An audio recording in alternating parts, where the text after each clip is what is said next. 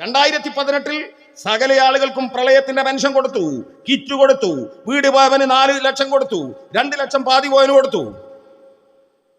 തെരഞ്ഞെടുപ്പിൽ നമുക്ക് എത്ര സീറ്റാ? ഒരു സീറ്റ് ഇല്ലേ? മാവേലി സ്റ്റോറിലെ സ്ഥിതി എന്തായിരുന്നു? ഞാൻ കള്ളം പറയാം, അവിടെ മാവേലി സ്റ്റോറിലെ നിറഞ്ഞു കവിഞ്ഞിരിക്കുന്നു. അകത്ത് വെക്കാൻ സാധനം ലൈറ്റ്, പുറത്ത് വരെ സാധനങ്ങൾ വെച്ചു. നമുക്ക് എത്ര സീറ്റാ? ഒരു സീറ്റ് ഇല്ലേ? എത്ര സീറ്റിനാ വോട്ടിന് നമ്മൾ ജയിച്ചത്? 1000 വോട്ടിന്. എന്നാ ഇപ്പോഴോ മാവേലി സ്റ്റോറിലെ സാധനം ഇല്ല. പെൻഷൻ നമുക്ക് 4-5 മാസം കുടിശ്ശികയുണ്ട്. തെരഞ്ഞെടുപ്പിൽ നമ്മൾ മത്സരിച്ചു, നമുക്ക് എത്ര സീറ്റാ? ആ ഒരു സീറ്റ് തന്നെ. ശരി, വ്യത്യാസം എന്താ? തവണത്തെ സീറ്റ് നമ്മൾ ഒരു സീറ്റ് ജയിച്ച് 10000 വോട്ടിന്, ഒരു സീറ്റ് നമുക്ക് പോയത് 1000 വോട്ടിന് ഇല്ലേ?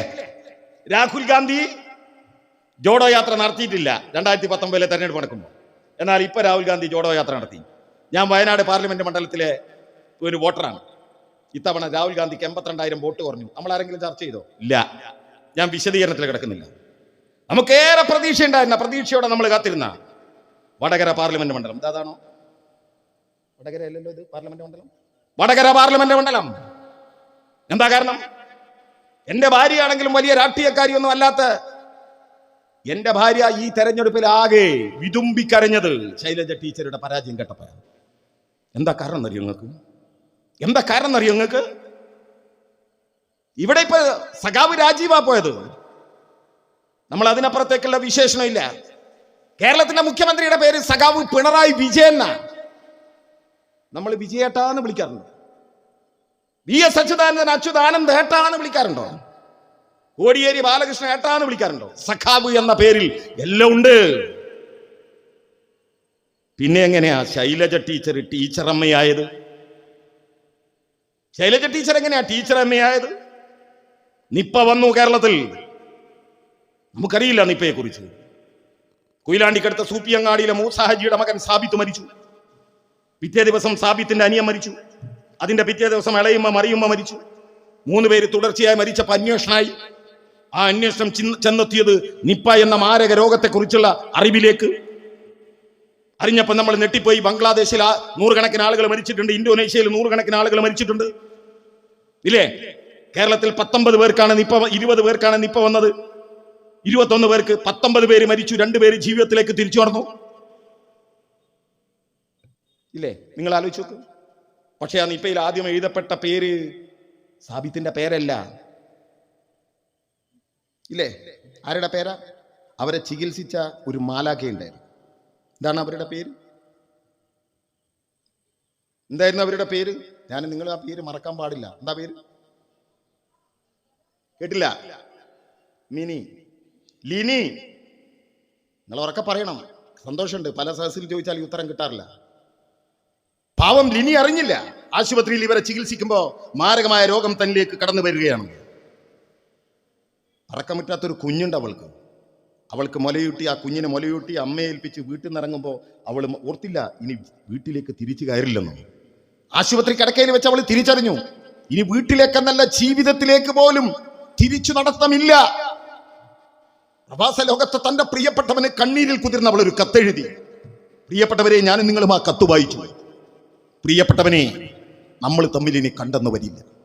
മരണത്തിന്റെ കാലച്ച ഞാൻ ഇങ്ങനെ കേൾക്കുകയാണ്. മരണത്തിന്റെ കാലച്ച ഞാനിങ്ങനെ കേൾക്കുകയാണ്. ഒന്ന് തിരിച്ചു നടക്കാൻ പോലും എനിക്ക് പറ്റില്ല. പക്ഷെ പറക്കമുറ്റാത്ത 2 കുട്ടികളുണ്ട് നമുക്ക്. ആ കുട്ടികളെ ഞാൻ നിങ്ങളെ ഏൽപ്പിക്കുകയാണെന്ന് കണ്ണീരിന്റെ കത്തെഴുതി പോയ പ്രിയപ്പെട്ട ലിനിയെ മറക്കാൻ പറ്റുമോ? കത്ത് വായിച്ച് പ്രിയപ്പെട്ടവൻ പ്രവാസ ലോകത്ത് നിന്ന് മടങ്ങി വന്നു. കാണിച്ചു കൊടുത്തില്ല നമ്മൾ അവളെ. മരിച്ചു, കാണിച്ചു കൊടുത്തില്ല നമ്മൾ അവളെ. മെഡിക്കൽ മാവൂർ റോഡ് ശ്മശാനത്തിൽ 54 ഡിഗ്രി സെൽഷ്യസിൽ കത്തിച്ചു ചാമ്പലാക്കി കളഞ്ഞു. അത്രയും ഭീകരമായ രോഗം. 21 പേരിൽ 19 പേര് മരിച്ചപ്പോൾ 2 പേര് ജീവിതത്തിലേക്ക് തിരിച്ചു നടന്നു. അതിലൊരു പെൺകുട്ടിയുടെ പേര് അജന്യ. കൊയിലാണ്ടിയിലെ പിശാരിക്കാവിലാണ് അവളുടെ വീട്. നവമാധ്യമ പുസ്തകത്തിലൂടെ എന്റെ പ്രിയപ്പെട്ട കൂട്ടുകാരിയാണ് അവൾ. അവൾ ഒരു ദിവസം അച്ഛനും അമ്മയ്ക്കും ഒപ്പം 3-4 വർഷങ്ങൾക്ക് മുമ്പ് എന്റെ വീട്ടിൽ വന്നു. അവൾ പറഞ്ഞെന്താ അറിയോ? കോഴിക്കോട് മെഡിക്കൽ കോളേജിൽ BSc നഴ്സിംഗിന് പഠിക്കുന്ന കുട്ടി മാരകമായ രോഗം വന്നു. മരണത്തെ മുഖാമുഖം കണ്ടു. രോഗം മാറി തുടങ്ങിയപ്പോഴും അച്ഛനും അമ്മയും ഡോക്ടർമാരും ഒഴിച്ച് കൂടെ പഠിക്കുന്ന കുട്ടികൾ പോലും അടുത്തേക്ക് വന്നില്ല. അങ്ങനെ നിൽക്കുമ്പോൾ ഒരു ദിവസം ഡോക്ടർ പറയാണ്, നാളെ നിന്നെ കാണാൻ കേരളത്തിന്റെ പ്രിയപ്പെട്ട ആരോഗ്യ വകുപ്പ് മന്ത്രി വരുന്നു. അവൾ എന്നോട് പറഞ്ഞത് എന്താ അറിയോ? ആ രംഗത്തെ കുറിച്ച് അവൾ പറയാ, ഒരു മാസ്ക് പോലും അണിയാതെ, ഒരു കയ്യുറ പോലും ധരിക്കാതെ ശൈലജ ടീച്ചർ എന്റെ അടുത്ത് വന്ന് എന്നെ നെഞ്ചോട് ചേർത്തു പിടിച്ച് എന്റെ മൂർത്താവിലൊന്ന് ചുംബിച്ചപ്പോ ഞാൻ ജീവിതത്തിലേക്ക് തിരിച്ചു നടക്കാൻ തുടങ്ങുകയായിരുന്നു. ശൈലജ ടീച്ചറുടെ കൈപ്പിടിയിൽ നിന്ന് മാറി ഞാൻ എന്റെ മുറിയിലേക്ക് നടക്കുമ്പോ ഞാൻ മനസ്സിലൊന്ന് വിളിച്ചു, ടീച്ചറേ. എനിക്ക് തോന്നി പോരാന്ന്. ഞാൻ ഒന്നുകൂടി ആവർത്തിച്ചു വിളിച്ചു, ടീച്ചർ അമ്മേ. ആതുര രംഗത്ത് ഒരുപാട് ആശങ്കകളും ആകുലതകളും വന്നപ്പോ അവിടെയൊക്കെ ഓടിയെത്തി അവരെയൊക്കെ ജീവിതത്തിലേക്ക് കൈപിടിച്ചുയർത്തിയപ്പോ ഈ നാട്ടിലെ സ്നേഹമുള്ള മനുഷ്യർ വിളിച്ച പേരാണ് ടീച്ചർ അമ്മേ. ഇല്ലേ? ആ ശൈലജ ടീച്ചറെ തോൽപ്പിക്കാൻ എന്റെ പ്രിയപ്പെട്ട മുസ്ലിം ലീഗുകാരാ, ജമാഅത്തെ ഇസ്ലാമിക്കാരാ, SDPIക്കാരാ, കോൺഗ്രസുകാരാ, നിങ്ങൾ ചെയ്തതെന്താ? കാഫർ. കാഫർ ഇപ്പോഴും പറയാണ്, കമ്മ്യൂണിസ്റ്റുകാരാണ് ഈ കാഫർ എന്ന സംഭവം ഉണ്ടാക്കിയത്. ഞാൻ ചോദിക്കട്ടെ, ടീച്ചർക്കെതിരെ നിങ്ങൾ ആദ്യം പ്രയോഗിച്ചെന്താ? വീഡിയോ കേൾപ്പിക്കാൻ നിങ്ങൾക്ക് സമയമില്ല, എന്റെ ട്രെയിൻ പോകും. ഞാൻ പറഞ്ഞു പോവാ. എന്താ നിങ്ങൾ ടീച്ചർക്കെതിരെ ആദ്യം കൊണ്ടുവന്നത്? ഒരു വീഡിയോ. എന്താ വീഡിയോ? ടീച്ചറുടെ പ്രസംഗത്തിന്റെ വീഡിയോ. മറ്റ് വൃത്തികെട്ട വീഡിയോകളെ കുറിച്ചൊക്കെ നിങ്ങൾ പറഞ്ഞിട്ടുണ്ട്, ഞാൻ അതിലേക്ക് കിടക്കുന്നില്ല. ഒരു വീഡിയോ. എന്താ വീഡിയോ? ടീച്ചർ പ്രസംഗിക്കുകയാണ്. എന്താ ടീച്ചർ പ്രസംഗിക്കുന്നത്? അറബ് രാജ്യത്തിലെ, നല്ലോണം ശ്രദ്ധിച്ചു കേട്ടോ, അറബ് രാജ്യത്തിൽ 6-ാം നൂറ്റാണ്ടിൽ പണ്ഡിതന്മാർ ഒരുമിച്ചിരുന്നു. എന്നിട്ട് അവര് പറഞ്ഞു, സ്ത്രീകൾ ദൈവത്തിന്റെ സൃഷ്ടിയല്ല, അതുകൊണ്ട് സ്ത്രീകൾക്ക് പുരുഷനെ പോലെ അവകാശമില്ല, അവർ പുരുഷന്റെ അടിമകളായി ജീവിക്കേണ്ടവരാണ്. പ്രവാചകൻ പറഞ്ഞു. അവിടെ നിർത്തി. സത്യം പറഞ്ഞാൽ എനിക്ക് നട്ടപ്പിരാന്ത് തോന്നുന്നു. എന്തിനാ ഈ ടീച്ചർ ആവശ്യമില്ലാത്ത വിഷയത്തിൽ തലയിട്ടത്? പ്രവാചകൻ അങ്ങനെ പറഞ്ഞിട്ടില്ലല്ലോ. എനിക്ക് പോലും ദേഷ്യം വന്നു. കേരളത്തിലെ ഒരുപാട് പണ്ഡിതന്മാർ ടീച്ചറോട് ചോദിച്ചു, എന്തിനാ നിങ്ങൾ പ്രവാചകന്റെ പേര് വലിച്ചു വെച്ചത്? നിങ്ങൾക്ക് ഇസ്ലാമിക ചരിത്രം അറിയില്ലെങ്കിൽ നിങ്ങൾ എന്തിനു പറയുന്നു? ടീച്ചർ പോലും അന്തം വിട്ടു. ഇതിലാ വന്ന് മാതൃഭൂമിയുടെ ഒരു കട്ടിങ്ങിലാ വരുന്നത്. ആരാ കേസ് കൊടുത്ത്? മാതൃഭൂമി കൊടുത്തു, നമ്മളും കൊടുത്തു, പ്രതിയെ പിടിച്ചു. ആരാ പ്രതി? ലീഗ്. ആ പ്രസംഗത്തിന്റെ പൂർണ്ണ രൂപം പിറ്റേന്ന് വന്നു. ഒന്നുകൂടി കേട്ടോ. 6-ാം നൂറ്റാണ്ടിൽ അറേബ്യയിലെ പണ്ഡിതന്മാർ ഒരുമിച്ചിരുന്നു. അവര് പറഞ്ഞു, സ്ത്രീകൾ ദൈവത്തിന്റെ സൃഷ്ടിയല്ല, ചെകുത്താന്റെ സൃഷ്ടിയാണ്. അവർക്ക് പുരുഷന്മാരുടെ അവകാശമില്ല, അവർ പുരുഷന്റെ അടിമകളെ പോലെ ജീവിക്കണം. പ്രവാചകൻ പറഞ്ഞു, അവിടെ ശ്രദ്ധിക്കണ്ടേ, പ്രവാചകൻ പറഞ്ഞു, നിങ്ങൾ പറഞ്ഞത് തെറ്റാണ്. ആര്? ഈ പണ്ഡിതന്മാര് പറഞ്ഞത്. സ്ത്രീകളും പുരുഷനും ദൈവത്തിന്റെ സൃഷ്ടികളാണ്, രണ്ടുപേർക്കും തുല്യ അവകാശമാണ്. ഇതാ ടീച്ചർ പറഞ്ഞത്. ഒന്നോടി പറഞ്ഞു, യുദ്ധഭൂമിയിലടക്കം സ്ത്രീകളെ കൊണ്ടുവന്ന ചരിത്രം ഇസ്ലാമിനുണ്ട്. ആ കാലഘട്ടത്തിൽ ഈ സ്ത്രീകളുടെ സ്വാതന്ത്ര്യം നിഷേധിച്ച ആളുകൾക്കെതിരെ പ്രതികരിച്ച പ്രിയപ്പെട്ട പ്രവാചകനും അതുപോലെ തന്നെ ശ്രീബുദ്ധനും യേശുദേവനും ഒക്കെ നമുക്ക് മാതൃകയാണ്. ലോകത്തെ ജീവിച്ചിരിക്കുന്ന പാവപ്പെട്ട മനുഷ്യന് വേണ്ടി ഇറാ ഗുഹയിൽ ഇരുന്ന് തപസ് ചെയ്ത് ദൈവത്തിന്റെ പരിഹാര മാർഗം കേട്ട് വീട്ടിലേക്ക് വിറച്ചു ചെന്നപ്പോ പ്രവാചകൻ പറഞ്ഞു, ഖദീജ, തന്റെ ഭാര്യ ഖദീജയെ വിളിച്ചിട്ട് പറഞ്ഞു, എന്നെ പുതപ്പിക്ക്. ചില്ലുകൊട്ടാരത്തിന്റെ മുകളിലിരുന്ന് കൽപ്പിക്കുകയായിരുന്നില്ല പ്രവാചകൻ. ആളുകളുടെ ഇടയിലേക്ക് ഇറങ്ങിച്ചെന്ന് ജനങ്ങൾക്ക് വേണ്ടി പ്രവർത്തിച്ചവനാണ് പ്രവാചകൻ. ഇത്ര മധുര മനോഹരമായി എന്റെ പ്രിയപ്പെട്ടവരെ, ഈ നബിദിനത്തിന് ഞാൻ ഒരു വരി പോലും എഴുതിയിട്ടില്ല. ടീച്ചറുടെ പ്രസംഗം മാത്രം ഇട്ടപ്പോ 5 ലക്ഷം ആളുകൾ അത് കേരളത്തിൽ കേട്ടു. ഇത്രയും മനോഹരമായി പ്രവാചകനെ കുറിച്ച് പറഞ്ഞ ടീച്ചറെ കുറിച്ച് വളരെ മോശമായി ഒന്നാമത്തെ വീഡിയോ ഇട്ടു. എന്താ കാരണം? എന്തിനാണ്? ടീച്ചർ മതനിഷേധിയാണ്, മുസ്ലിം മതത്തിന്റെ എതിരാളിയാണ്, മതനിഷേധിയാണ് എന്ന് വരുത്താൻ. രണ്ടാമത്തെ സാധനം എന്താണ്? ഡോക്ടർ അരുൺകുമാറുമായിട്ടുള്ള ചർച്ച. ആ ചർച്ചയില് ടീച്ചർ പറയുകയാണ്, മുസ്ലിങ്ങളൊക്കെ തീവ്രവാദികളാ. ചോദ്യചിഹ്നത്തിൽ അവസാനിക്കുന്നത്. എങ്ങനെയാ പിറ്റേന്ന് വന്നത്? ഈ ചർച്ചയിൽ ചോദ്യചിഹ്നത്തിന്റെ ധ്വനി മാറ്റി എന്നിട്ട് പറഞ്ഞു, മുസ്ലിങ്ങളൊക്കെ തീവ്രവാദികളാണെന്ന് ടീച്ചർ പറഞ്ഞിട്ടുണ്ട്. ഇല്ലേ? ആരാ പരാതിപ്പെട്ടത്? റിപ്പോർട്ടർ ചാനലിന്റെ അരുൺകുമാർ പരാതിപ്പെട്ടു, നമ്മളും പരാതിപ്പെട്ടു. പിടികൂടിയത് ആരെയാ? ലീഗുകാരനെ. അരുൺകുമാർ വന്നിട്ട് പറഞ്ഞു, എന്താ പറഞ്ഞത്? ടീച്ചർ പറഞ്ഞത് ഇങ്ങനെ ഈ മുസ്ലിങ്ങളൊക്കെ തീവ്രവാദികളാ. ആരാ പറഞ്ഞത് എന്ന ചോദ്യം, അതിനെ മുസ്ലിങ്ങൾ തീവ്രവാദികളാണ് എന്ന് ചിത്രീകരിച്ചു. എന്തിനാ അങ്ങനെ ചിത്രീകരിച്ചത്? ശൈലജ ടീച്ചർ മുസ്ലിങ്ങൾക്കെതിരാണ്, മുസ്ലിം മതത്തിനെതിരാണ്, മതനിഷേധിയാണ് എന്ന് സ്ഥാപിക്കാനാണ് രണ്ടാമത്തെ ശ്രമം.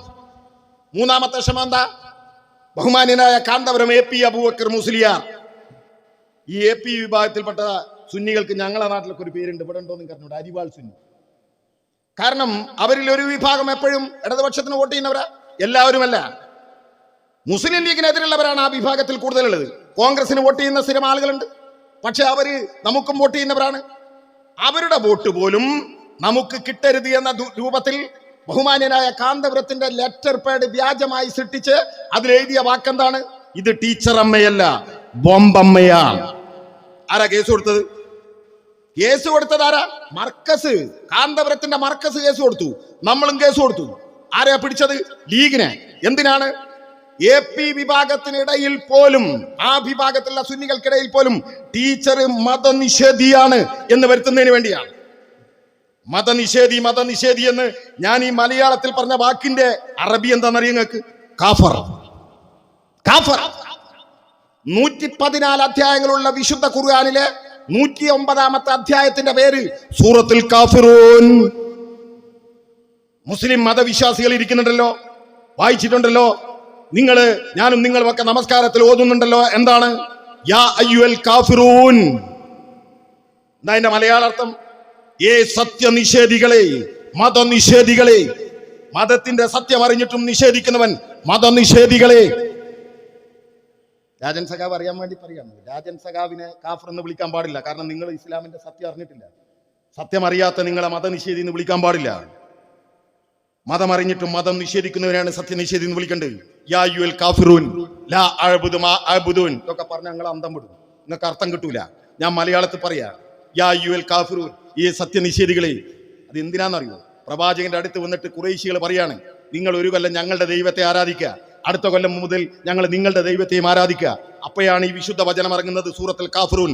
ഈ സത്യനിഷേധികളെ, നിങ്ങളുടെ ദൈവത്തെ ഞങ്ങൾ ആരാധിക്കില്ല, ഞങ്ങളുടെ ദൈവത്തെ നിങ്ങളും ആരാധിക്കില്ല, നിങ്ങളുടെ ദൈവത്തെ ഞങ്ങൾ ആരാധിക്കാനേ പോകുന്നില്ല, ഞങ്ങളുടെ ദൈവത്തെ നിങ്ങൾ ആരാധിക്കാനും പോകുന്നില്ല. എത്ര വരിയായി? 5 വരി. 6ാമത്തെ വരി എന്താ അറിയോ? ലക്കും ദീനുക്കും വലിയ ദീൻ. നിങ്ങൾക്ക് നിങ്ങളുടെ മതം, എനിക്ക് എന്റെ മതം. അതിന്റെ അർത്ഥം ഈ നാട്ടിലെ ജനങ്ങൾ മനസ്സിലാക്കണം. എല്ലാ ഖുർആൻ പരിഭാഷയിലുള്ള എന്താ അറിയോ? എന്താണ്? ബഹുദൈവാരാധകർ. ബഹുദൈവം, മറ്റ് ദൈവങ്ങളെ ആരാധിക്കുന്നവർക്ക് അങ്ങനെ ആരാധിക്കാനും അങ്ങനെ ജീവിക്കാനുമുള്ള സ്വാതന്ത്ര്യം കൊടുക്കുന്ന മതമാണ് ഇസ്ലാം. സുന്ദരമായി ഈ വാക്ക് ഇവരാരും ഉപയോഗിക്കില്ല. കാരണം എന്താ? അത് മതസൗഹാർദ്ദത്തിന് കാരണമാകും. അത് ഇവർ പറയൂല. എന്നിട്ട് ആ കാഫിർ എന്ന വാചകം, വിശുദ്ധ ഖുർആനിലുള്ള വാചകം ഇവിടെ ഉപയോഗിക്കുകയാണ്, മതനിഷേധി. അപ്പൊ ടീച്ചർ മതനിഷേധിയാണെന്ന് 3 എണ്ണത്തിലൂടെ നിങ്ങൾ പറഞ്ഞു. ഈ 3 എണ്ണവും നിങ്ങൾ ചെയ്തപ്പോ ഞങ്ങളത് ഷെയർ ചെയ്തു. എന്തിനാണ്? ഇങ്ങനെ ഒരു സാധനം വരുന്നുണ്ട്, ഇത് അപകടമാണ്, ഇത് ടീച്ചറെ മതനിഷേധിയാക്കുകയാണ്. നിങ്ങൾ പറഞ്ഞ കാഫിർ എന്ന വാചകത്തിന്റെ മതനിഷേധി എന്ന വാചകം പിന്നെ ഞങ്ങൾ പ്രചരിപ്പിക്കണം. നിങ്ങൾ തന്നെയാണ് കാഫിർ എന്ന് പ്രയോഗിച്ചത്, നിങ്ങളാണ് പ്രയോഗിച്ചത്. അതും ഞങ്ങൾ മുന്നറിയിപ്പൂടെ കൊടുത്തു, ലതിക ടീച്ചർ അടക്കം. ഇതാ കാഫിർ എന്നൊരു പ്രയോഗം വരുന്നുണ്ട്, ശ്രദ്ധിക്കണം. എന്നിട്ട് പറയാണ് ഞങ്ങളാണ് ഷെയർ ചെയ്ത്. ഞങ്ങൾ അതല്ല ഷെയർ ചെയ്ത്, അടിക്കുറിപ്പോടെയാണ് ഷെയർ ചെയ്ത്. ഇന്ന് ഇന്ത്യൻ രാഷ്ട്രീയത്തിൽ കാഫിർ എന്ന വാക്ക് എവിടെയൊക്കെയാ പ്രയോഗിക്കപ്പെട്ടത് നിങ്ങൾ ആലോചിക്കുക. എന്നെ കേൾക്കുന്ന ലീഗ് ഉണ്ടോ, കോൺഗ്രസ് ഉണ്ടോ? നന്നായി മനസ്സിലാക്കിക്കോ. പണ്ഡിറ്റ് ജവഹർലാൽ നെഹ്റുവിന്റെ മന്ത്രിസഭയിലെ വിദ്യാഭ്യാസ മന്ത്രിയുടെ പേര് മൗലാന അബുൽ കലാം ആസാദ്. എന്നെ കേൾക്കുന്ന പ്രിയപ്പെട്ട കോൺഗ്രസ്സുകാരാ മനസ്സിലാക്കിക്കോ. AICCയുടെ പ്രസിഡന്റ് ആയിരുന്നു മൗലാന അബുൽ കലാം ആസാദ്. 5 നേരം നമസ്കരിക്കുന്ന, വിശുദ്ധ റമദാനിൽ നോൻപ് നോൽക്കുന്ന, സക്കാത്ത് കൊടുക്കുന്ന, ഹജ്ജ് നിർവഹിക്കുന്ന മൗലാന അബുൽ കലാം ആസാദിനെ ഇന്ത്യ ചരിത്രത്തിൽ ആദ്യമായി കാഫർ എന്ന് വിളിച്ചത് ആരാന്നറിയോ? മുഹമ്മദ് അലി ജിന്ന. ലീഗിന്റെ സ്ഥാപക നേതാവ് മുഹമ്മദ് അലി ജിന്ന. ആരായിരുന്നു ജിന്ന? നമസ്കരിക്കില്ല, ഹജ്ജ് നിർവഹിച്ചിട്ടില്ല, അതുപോലെ തന്നെ മദ്യപിക്കുമായിരുന്നു, അതുപോലെ തന്നെ പന്നിമാംസം കഴിക്കുമായിരുന്നു. ഇത് നാസിർ കൊളായിയുടെ ബടായി അല്ല. പാകിസ്ഥാനി എഴുത്തുകാരിയായ ആയിഷ ജിന്നയുമായി നടത്തിയിട്ടുള്ള അഭിമുഖത്തിന്റെ കോപ്പി എടുത്ത് പരിശോധിക്ക്, കൃത്യമായ രേഖയുണ്ട്. നമസ്കരിക്കാത്ത, നോൽമ്പ് നോൽക്കാത്ത, പന്നിമാംസം കഴിക്കുമായിരുന്ന, മദ്യം കഴിക്കുമായിരുന്ന മുഹമ്മദ് അലി ജിന്ന ആരെയാ കാഫർ എന്ന് വിളിച്ചത്? മൗലാന അബുൽ കലാം ആസാദിനെ. മൗലാന അബുൽ കലാം ആസാദ് എഴുതിയ ഖിലാഫത്തൻ ജസീറത്തുൽ അറബ് എന്ന പുസ്തകം വായിച്ച് ഇന്ത്യൻ സ്വാതന്ത്ര്യ സമരത്തിലേക്ക് എടുത്തു ചാടിയ KPCCയുടെ പ്രസിഡന്റ് ആയിരുന്ന മുഹമ്മദ് അബ്ദുറഹിമാൻ സാഹിബ്. മുഹമ്മദ് അബ്ദുറഹിമാൻ സാഹിബ് KPCCയുടെ പ്രസിഡന്റ് ആയപ്പോ KPCCന്റെ സെക്രട്ടറി ആരറിയോ? സഖാവ് EMS. മറ്റോ പറഞ്ഞില്ലേ അൻവർ? ഞാൻ അതിലേക്ക് വരാം സമയം കിട്ടുകയാണെങ്കിൽ. അൻവർ പറഞ്ഞല്ലോ, എന്താ പറഞ്ഞത്? അൻവർ പറയാണ് EMS കോൺഗ്രസേനി, ഞാനും കോൺഗ്രസ് എന്നാ വന്ന് EMS എങ്ങനെ സഖാവായത്, അതുപോലെ ഞാൻ സഖാവായത്. EMS എവിടെ കിടക്കുന്നു, ഇവൻ എവിടെ കിടക്കുന്നു? ഞാനും ഇവരും DICയിൽ ഒരുമിച്ച് പ്രവർത്തിപ്പിച്ചവരാ. ഈ അൻവറും ഞാനും കോൺഗ്രസിൽ നിന്ന് DICയിലേക്ക് വന്നു, ഞാനും DICയിലേക്ക് വന്നു. അൻവർ DICയുടെ സംസ്ഥാന വൈസ് പ്രസിഡന്റ്, ഞാൻ DICയുടെ കർഷക വിഭാഗത്തിന്റെ സംസ്ഥാന ജനറൽ സെക്രട്ടറി. DIC കോൺഗ്രസിലേക്ക് തിരിച്ചു പോകാൻ തീരുമാനിച്ചു. ഞാനും അൻവറും DICയിൽ നിന്ന് തിരിച്ചിറങ്ങി. ഞാൻ നേരെ CPMലേക്ക് വന്നു. 14 കൊല്ലായി CPMൽ. സഖാവ് ലോക്കൽ കമ്മിറ്റി സെക്രട്ടറി ആയി, ഞാനിപ്പോഴും ലോക്കൽ കമ്മിറ്റി മെമ്പറാ. 14 കൊല്ലായി ഞാൻ ഈ പാർട്ടിയിൽ പ്രവർത്തിച്ച് വരികയാണ്. അതാ കമ്മ്യൂണിസ്റ്റ് പാർട്ടി. 4 കൊല്ലം വാതിലിന്റെ പുറത്ത് നിന്നിട്ട് അകത്തുള്ള കുട്ടികളെ നോക്കി ഇന്റെ കുട്ടികളാണ് സഖാക്കള്. എന്റെ പാർട്ടി ഇപ്പം പുറത്താ. ഞാൻ അതിന്റെ വിശദീകരണത്തിലേക്ക് ഇപ്പൊ കിടക്കുന്നില്ല. മനസ്സിലായ നിങ്ങൾക്ക്? അന്ന് മുഹമ്മദ് അബ്രഹിമാൻ സാഹിബ് ആരാന്നറിയണോ? അൻവറിനറിയണോ? ലീഗിനറിയണോ? കോൺഗ്രസിനറിയണോ? ഇന്ത്യൻ സ്വാതന്ത്ര്യ സമരത്തിന്റെ ഭാഗമായി മുഹമ്മദ് അബ്രഹിമാൻ സാഹിബ് ബെല്ലാരി ജയിലിൽ കിടക്കുക. ജയിലിനകത്ത് അബ്രഹിമാൻ സാഹിബ് നിരാഹാരം കിടന്നു. എന്തിനാ നിരാഹാരം? ജയിലിലെ യൂണിഫോം ഹാഫ് ട്രൗസറാണ്, അത് ഫുൾ ട്രൗസർ ആക്കണം. ചെത്താനല്ല. ഒരു മുസൽമാന് നമസ്കരിക്കണമെങ്കിൽ മുട്ടുമറിയണം. ആ മുട്ടുമറിയാനുള്ള അവകാശത്തിന് വേണ്ടി ബെല്ലാരി ജയിലിൽ നിരാഹാരം കിടന്ന് അബ്ദുറഹിമാൻ സാഹിബ് കിടക്കുമ്പോ KPCCയുടെ നേതൃത്വത്തിൽ അതിന് അനുഭാവം പ്രകടിപ്പിച്ച് കേരളത്തിന്റെ തെരുവീതിയിൽ നടന്ന ജാഥയ്ക്ക് നേതൃത്വം കൊടുത്തത് സഖാ VM ശങ്കരൻ നമ്പൂതിരിപ്പാട് എന്ന കമ്മ്യൂണിസ്റ്റുകാരൻ. അബ്ദുറഹിമാൻ സാഹിബിന് നമസ്കരിക്കാനുള്ള അവകാശത്തിന് വേണ്ടി സമരം ചെയ്തവന്റെ പേര് EMS എന്നാ. അങ്ങനെ അവകാശം നേടി സമരം നമസ്കരിച്ച അബ്ദുറഹിമാൻ സാഹിബ്, 5 നേരം കൃത്യമായി നമസ്കരിക്കുന്ന അബ്ദുറഹിമാൻ സാഹിബ്, ഹജ്ജ് ചെയ്ത അബ്ദുറഹിമാൻ സാഹിബ്, റമസാൻ മാസത്തിലെ 30 ദിവസം മാത്രമല്ല, ആഴ്ചയിൽ 2 ദിവസം. തന്റെ ഭാര്യ മരിച്ചതൊരു ചൊവ്വാഴ്ച ആയതുകൊണ്ട് ആ ചൊവ്വാഴ്ച കൂടി ഉൾപ്പെടുത്തി ആഴ്ചയിലെ 3 ദിവസം നോമ്പ് നോറ്റിരുന്ന, ഹജ്ജ് ചെയ്തിരുന്ന, സക്കാത്ത് കൊടുത്തിരുന്ന, കൃത്യമായി നമസ്കരിച്ചിരുന്ന മുഹമ്മദ് അബ്ദുറഹിമാൻ സാഹിബിന്റെ മുഖത്തു നോക്കി കാഫിർ എന്ന് വിളിച്ചത് ലീഗ്. വടകര പാർലമെന്റ് മണ്ഡലത്തിൽപ്പെട്ടതാണ് തലശ്ശേരി മദിരാശി അസംബ്ലിയിലേക്ക് തലശ്ശേരിയിൽ നിന്ന് തെരഞ്ഞെടുപ്പ്. ആരാ മത്സരിക്കുന്നത്? ലീഗിന്റെ സത്താർ സേട്ടു. അയാൾ പാകിസ്ഥാനിൽ പോയി. സത്താർ സേട്ടിനെതിരെ മത്സരിച്ചത് അബ്ദുറഹിമാൻ സാഹിബ് തലശ്ശേരിയിലെ തെരഞ്ഞെടുപ്പ് പ്രചരണത്തിന് വന്നപ്പോ അയാളുടെ കഴുത്തിൽ ചെരുപ്പ് വാലയിട്ട് മുഖത്ത് കാർക്കിച്ചു തുപ്പി പീടികയുടെ നിരപ്പല കൊണ്ട് അദ്ദേഹത്തെ അടിച്ച് അദ്ദേഹത്തെ കാഫിർ എന്ന് വിളിച്ചത് ലീഗ്. എങ്ങനെയുണ്ട്? നല്ല നിസ്കാരം നോൻപുള്ള അബ്ദുറഹിമാൻ സാഹിബിനെ കാഫിർ എന്ന് വിളിച്ചത് ലീഗ്. ഇവിടെ കോൺഗ്രസ് ഉണ്ടാ? മലപ്പുറം ജില്ലയിൽ പോയി നോക്ക്. ആര്യാടൻ ഷൗക്കത്ത് ജീവിച്ചിരിപ്പുണ്ട്. അദ്ദേഹത്തിന്റെ പിതാവിന്റെ പേര് ആര്യാടൻ മുഹമ്മദ് എന്ന ഇല്ലേ? കോൺഗ്രസിന്റെ ഒരുപാട് കാലത്തെ സെക്രട്ടറി. മലപ്പുറം ജില്ലയിൽ ഏറ്റവും കൂടുതൽ കാഫിർ എന്ന വിളി കേട്ടത് ആര്യാണ്ണ. ലീഗ് അല്ലാത്ത സകല മുസ്ലിങ്ങളെയും വിളിച്ചത്. PK സൈനബ പാർലമെന്റ് തെരഞ്ഞെടുപ്പിൽ മഞ്ചേരി മണ്ഡലത്തിൽ നിന്ന് മത്സരിക്കുമ്പോ എന്റെ ലീഗ് നിങ്ങളെ പ്രസംഗിച്ചതിന്റെ വീഡിയോ ഞാൻ തരാം. എന്താ നിങ്ങൾ പറഞ്ഞത്? തലയിൽ തട്ടമിടാത്ത കാഫിർച്ചി പെണ്ണ് ഇല്ലേ? എന്നിട്ട് ഷാജി പറഞ്ഞു, എന്താ പറഞ്ഞത്? ഈ നാടകം കാഫിർ എന്ന നാടകമൊക്കെ ഉണ്ടാക്കിയ കമ്മ്യൂണിസ്റ്റുകാരാണ്. ശരിയാണ്. KT മുഹമ്മദിന്റെ കാഫിർ എന്ന നാടകമുണ്ട്. എന്തിനാ KT മുഹമ്മദിന്റെ കാഫിർ എന്ന നാടകം? സമ്പന്ന മുതലാളിയുടെ വീട്ടിൽ ജോലി ചെയ്യുന്ന പാവപ്പെട്ട മുസ്ലിം തൊഴിലാളി, അവൻ അവകാശം ചോദിച്ചാ പറയും നീ കമ്മ്യൂണിസ്റ്റാണ്. ഈ മുതലാളി ചെലവ് കൊടുത്ത ചില പണ്ഡിതന്മാരുണ്ടാവും. ആ പണ്ഡിതനോട് ഫത്വ ഇറക്കിച്ചു. എന്താണ്? ഇവൻ കാഫിറാൾ. കാഫിറിനൊരു അവകാശമില്ല. അങ്ങനെ വിളി കേൾത്തതിന്റെ തൊഴിലാളിക്ക് വേണ്ടിയിട്ട് KT മുഹമ്മദ് എഴുതിയ നാടകത്തിന്റെ പേരാണ് കാഫർ. ഈ ഇന്ത്യ രാജ്യത്തിന്റെ കേരളത്തിന്റെ ചരിത്രത്തിൽ ഇതര രാഷ്ട്രീയ പാർട്ടിക്കാരെ കാഫർ എന്ന് വിളിച്ച ലീഗ് അല്ലാത്ത ഒറ്റയാളെ കാണിച്ചു തരാൻ പറ്റുമോ നിങ്ങൾക്ക്? ലീഗ് അല്ലാത്ത ഒരു മനുഷ്യന്റെ പേര് പറങ്ങള്. ഇതര രാഷ്ട്രീയക്കാരനെ കാഫർ എന്ന് വിളിച്ചത് മുസ്ലിം ലീഗാണ്. അതിന്റെ പാറ്റന്റ്, അതിന്റെ അവകാശം ലീഗിനാണ്. ആ ലീഗ് അവള് വിളിച്ചത്. ഇപ്പൊ ലീഗ് ഇങ്ങനെ പറയാണ്, തെളിഞ്ഞിട്ടില്ലല്ലോ ഇല്ലേ? മാതാപുരത്തെ നബീസുവിനെ മറന്നോ നിങ്ങള്? മാതാപുരത്തെ തെരുവമ്പറമ്പിലെ നബീസു, ആ നബീസുവിനെ 2004 തെരഞ്ഞെടുപ്പാണെന്ന് എന്റെ ഓർമ്മ. നിസ്കാരപ്പായിട്ട് ബലാത്സംഗം ചെയ്തു. ആര്? ഈന്തുള്ളതിൽ ബിനു. എന്താ നിസ്കാരപ്പായി എന്ന് പറഞ്ഞാൽ? എന്താ നിസ്കാരപ്പായി? അൻവർ മെനിയാന്ന് പറഞ്ഞല്ലോ. ഓനെ നിസ്കരിക്കാൻ സമ്മതിക്കഴിഞ്ഞിട്ടാണ്. മാറ്റി പറഞ്ഞിട്ടോ, ചെറിയൊരു പിരാന്ത, ചെറിയ എവിടെക്കോ ലൂസായി പോയതാ. ഇന്നലെ പറഞ്ഞു ഞാൻ നിസ്കരിക്കാറുണ്ട്, സഖാക്കളെ വീട്ടിൽ പോകുമ്പോ എനിക്ക് മുസല്ല തരാറുണ്ട്, ഏരിയ കമ്മിറ്റി ലോക്കൽ കമ്മിറ്റി ചേരുമ്പോ മഗ്‌രിബ് നിസ്കരിച്ചിട്ട് തുടങ്ങാന്ന് പറയാറുണ്ട്. 2 ദിവസം മുമ്പ് മൂപ്പര് പറഞ്ഞു എന്നെ നിസ്കരിക്കാൻ സമ്മതിക്കാത്തോണ്ടാണ്. സംശീറിനെ നിസ്കരിക്കാൻ സമ്മതിച്ചില്ല. അജ്ജിന് പോവാതിരിക്കാൻ വേണ്ടി പാസ്പോർട്ട് കീറി. ബാപ്പന്റെ മയ്യത്ത് നിസ്കരിച്ചില്ല. ബാപ്പ മരിച്ചിട്ടുണ്ട്, നിസ്കരിക്കണമെങ്കിൽ. ബാപ്പ മരിക്കണേ മുമ്പ് മയ്യത്ത് നിസ്കരിച്ചില്ല എന്ന് പറഞ്ഞ മൂപ്പന്മാരവിടെ. മനസ്സിലായ നിങ്ങൾക്ക്? ഞാൻ അതിന്റെ വിശദീകരണത്തിലേക്ക് കിടക്കുന്നില്ല. ഇങ്ങനെ എല്ലാ രൂപത്തിലും നിങ്ങൾ ആക്രമിക്കപ്പെട്ടവരാണ് ഞങ്ങളെ, കാഫർ എന്ന് വിളിച്ചവരാണ് ഞങ്ങളെ.